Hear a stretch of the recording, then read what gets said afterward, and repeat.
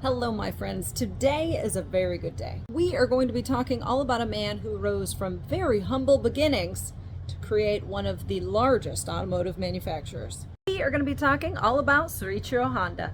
So, let's do it. If automotive history is your thing like it is mine, I upload a video on a cool topic every week. If you like that, press subscribe, press like, do whatever you want to do. And if you don't, that's fine too. Let's start our story. Honda was born to very humble beginnings, the son of a blacksmith with a bicycle repair shop. His father could not keep him out of that repair shop, and it was at his father's mechanic shop that he cemented his love of mechanics. It would be at 8 years old that Soichiro would see his first automobile, a Model T. That experience, he said, "It was the first car I saw. What a thrill. Not understand how it could move on its own power. When it had driven past me without even thinking, I found myself chasing it along the road." From that point on, Soichiro was obsessed with automobiles. He would spend much of his youth working in his father's repair shop, tinkering with whatever engines he could find and learning as much as he could about machinery. And at just the young age of 15, he would drop out of school, leave his family to pursue his dream, venturing to Tokyo, traveling to the big city to pursue a mechanic shop job in Tokyo. And you can imagine that was a very overwhelming moment for young Honda, traveling from his small village to the big city of Tokyo. And Honda almost gave up. You see, when he got his job, he wasn't doing mechanics. He wasn't earning hardly any money to survive. He was put to work watching the mechanic shop manager's child. Was Honda absolutely distraught and thinking about going home? Yes. But there was no way he was returning back to his village a failure. And so he persevered. And as luck would have it, the mechanic shop couldn't keep up with the demand of their customers. And soon Soichiro Honda would be put to work as a mechanic. He would gradually become one of the most trusted mechanics at the company. The shop manager took note of Soichiro's talent and dedication. Took Honda under his wing to teach him not only the mechanic side, but also the business side. Something to also note of this time period, if you weren't wealthy, you probably didn't own a car.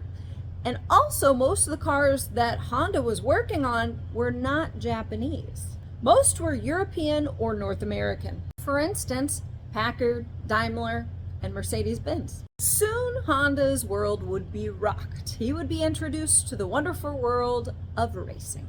The shop owner began creating his own race cars with the help of Soichiro Honda. Their first race car creation was the Art Daimler, using a second-hand engine out of a Daimler. And their second race car would be dubbed the Curtiss, using an engine out of an American Curtiss biplane engine and using the chassis of a Mitchell. And the Curtiss would take first in the 1924 Japanese Motor Car Championship. At that race, Honda would perform as the ride-along mechanic, and there's no doubt that these racing years were some of the most formative and absolutely shaped his love of racing.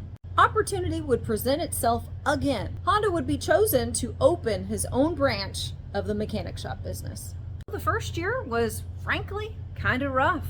Honda's youth was a detriment for the first year. Not many folks felt that comfortable taking their automobile to such a young guy. But his reputation would win over his youth, and through perseverance, he gathered a strong customer base. His branch would go from a one-man operation, just Honda himself, to employing over 30 mechanics. While running this successful mechanic shop, Honda did not forget his love of racing. Inside his shop, he built the record-breaking Hamamatsu. The Hamamatsu reached 120 kilometers per hour, breaking a 20-year standing Japanese record. But things weren't going to stay so golden. In 1936, Honda almost lost his life in a wreck in the Hamamatsu. And it was that wreck and his wife's persistence that led Honda to give up driving race cars. He wasn't going to stop creating them, though. Honda was an ambitious guy, and he wanted more than just to run that mechanic shop. He wanted to create his own automobile parts. While still working at the mechanic shop during the day, Honda went to work at night creating piston rings. Work was not going so well, and Honda knew it. He He decided to enroll at the Hamamatsu Industrial Institute to improve his knowledge in metallurgy. And he would finally create his product and then leave the mechanic shop. But things just weren't quite right. His products were still flawed. A batch of 50 to Toyota, and they sent back all but 3. Such a failure with Toyota's quality test was definitely an embarrassment on Honda, but he wasn't going to quit. Honda dove deeper into his research, improving his knowledge on manufacturing, and soon he would have a great product. Quality product orders were piling in, and soon the company would grow to employ 2,000 people. And the future looked bright, but all of that would come to a quick halt when Japan decided to enter World War II. Honda's company would be taken from him and given to the Ministry of Munitions. And soon after that, Toyota would snag 45% of the company and downgraded Honda from his position as president to managing director. And things would only get worse. Many of his employees were drafted into the war, and a bomb would completely take out the factory, leaving Honda to just sell what little remained. And now, post-World War II, things were not great in Japan. Food and gas shortages, an economy in turmoil. Now, things were not good, but Honda was always looking for opportunity. He came across a military wireless radio generator, and he thought, why don't I put this on a bike? And with a country in dire need of cheap transportation, Honda saw an opportunity. His first motorized bicycles were a major hit. With such a demand, he was having a harder and harder time finding used engines. So Honda thought to himself, why don't I create my own? And in 1947, Honda completed his first engine, the Type A. And this is also the first time we see the name Honda on a machine. And this was the beginning of the Honda Motor Company. Honda had a good product, and he had a mission to get Japanese workers on cheap transportation. What he didn't have was money. So he devised a plan and wrote an open letter to 18,000 bicycle shops. He received 3,000 positive responses, which allowed Honda Motor Company to produce their first motorcycle, the Model D.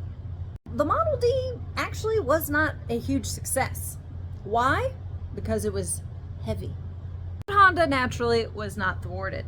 In fact, he stripped down the Model D to create the Super Cub. The Super Cub was an immediate success. So much so that he was awarded the Emperor's Prize, a national decoration. And in 1958, the states would get their hands on the Super Cub for $295, which at the time was a quarter of the price for American motorcycles. While his business was booming, Honda did not forget his first love, racing.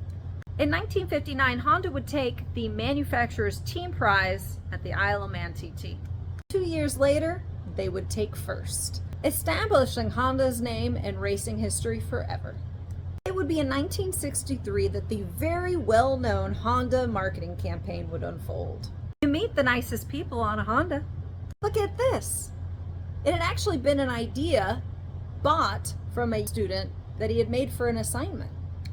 It was a real success and considered the first domino marketing the drop of dominance in the motorcycle market from American motorcycles and European motorcycles, and established the popularity of the Japanese brand Honda. But Honda wasn't done yet. He wanted to make an automobile. It was a risky venture. At the time, Nissan and Toyota were titans of the Japanese market.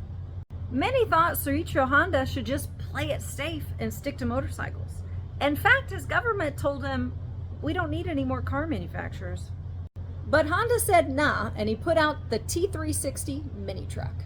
Also their first sports car, the S500. Neither of which did that great. While those cars may have not been doing so well, Honda did really well at the 1965 Mexican Grand Prix, taking first. But Honda knew to have a successful automobile manufacturer, he needed to focus on making cars and not winning trophies. So Honda took a break from racing to create one of the most successful cars ever built, the Honda Civic. Debuting in 1972, the Civic would soon become one of the most popular cars in the world. Part of this success was due to the 1970s oil crisis, in combination with Honda creating the compound vortex-controlled combustion engine. In 1973, Honda would retire from his position as president, but stay on as supreme advisor. When reflecting on his career, Honda said, "Looking back at my work, I feel that I was making nothing but mistakes, blunders, and omissions. But I am proud of my achievements. Although I made one mistake after the other, my mistakes and failures never occurred for the same reason." Honda was good at just try again. In 1980, People magazine selected Honda as one of the most intriguing people of the year. They dubbed him the Japanese Henry Ford. Soon, Honda would release the Accord. With a combination of the Civic and the Accord, it made Honda the third largest car maker in Japan. Soon in the 90s, they would be the third largest car maker in the world. So the founder of the third largest car maker in the world was also quite a badass in his golden years. He was a pilot, he loved skiing, he played golf, he also ballooned. That's cool.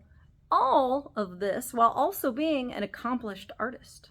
Soichiro Honda would pass away August the 5th, 1991. Just days before the Hungarian Grand Prix, in which Senna would take first place. In honor of Honda and all of his accomplishments, Senna would dedicate his win. Wow, what a life! That is a testament to get up after every failure.